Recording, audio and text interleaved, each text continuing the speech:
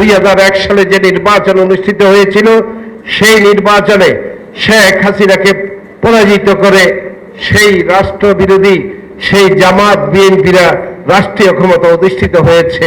অতীতে যে সরকারগুলো ছিল তাদের দেশের প্রতি দেশের মানুষের প্রতি ভালোবাসা ছিল না। আজ থেকে 20 বছর পূর্বে কি বাংলাদেশ ছিল, আজকের কি বাংলাদেশ হয়েছে সবকিছু দৃশ্যমান।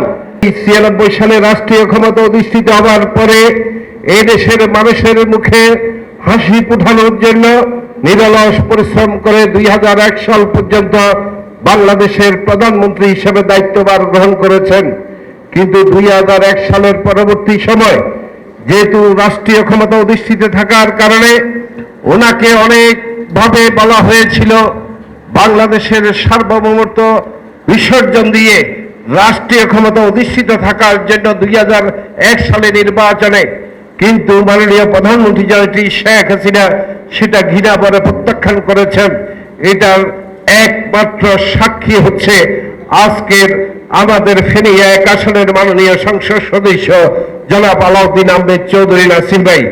তখন উনি মাননীয় প্রধানমন্ত্রী জননেত্রী শেখ হাসিনার প্রটোকল অফিসার ছিলেন।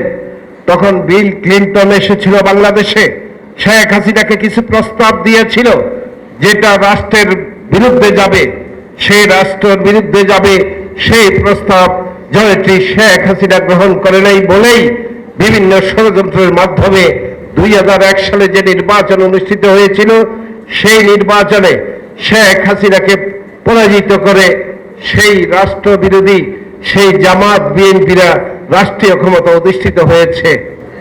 পরবর্তীতে 2008 সালে নির্বাচন অনুষ্ঠিত হয়েছিল, সেই নির্বাচনে মাননীয় প্রধানমন্ত্রী জননেত্রী শেখ হাসিনা আবারও রাষ্ট্রীয় ক্ষমতা অধিষ্ঠিত হয়ে 2009 সালে সরকার গঠন করে। সেই থেকে আজ পর্যন্ত 2024 সাল টানা 4 বারের মতো বাংলাদেশের প্রধানমন্ত্রী হিসেবে দায়িত্বভার গ্রহণ করছেন, পালন করছেন। এই টানা 4 বারের দায়িত্বভারে থাকার কারণে বাংলাদেশে আপনারা দেখেন আজ থেকে 20 বছর পূর্বে কি বাংলাদেশ ছিল, আজকের কি বাংলাদেশ হয়েছে সবকিছু দৃশ্যমান। আমরা নিজস্ব অর্থায়নে পদ্মা সেতু করেছি, আমরা মেট্রো রেল করেছি, এলিভেটেড এক্সপ্রেসওয়ে করেছে, আমরা বঙ্গবন্ধু টানেল করেছি, যেটা মেগা প্রজেক্ট অতীতে কোন সরকার এটা চিন্তা চেতনার বাইরে ছিল। সুতরাং দেশের প্রতি আন্তরিকতা ভালোবাসা থাকলেই তারা দেশের উন্নয়ন করতে পারে। অতীতে যে সরকারগুলো ছিল তাদের দেশের প্রতি দেশের মানুষের প্রতি ভালোবাসা ছিল না বলেই তারা সেই কাজগুলো করতে পারে নাই। আজকে বাংলাদেশের সফল রাষ্ট্রনায়ক জাতির জনকের সুযোগ্য কন্যা জননেত্রী শেখ হাসিনা রাষ্ট্রীয় ক্ষমতায় অধিষ্ঠিত আছে বলে এবং এই দেশের মানুষের প্রতি ওনার ভালোবাসা আছে বলেই আজকে বাংলাদেশ কোথায় এগিয়ে যাচ্ছে, আরো এগিয়ে যাবে। আমরা ডিজিটাল বাংলাদেশ থেকে স্মার্ট বাংলাদেশের দিকে পদার্পণ করছি শেখ হাসিনার নেতৃত্বে।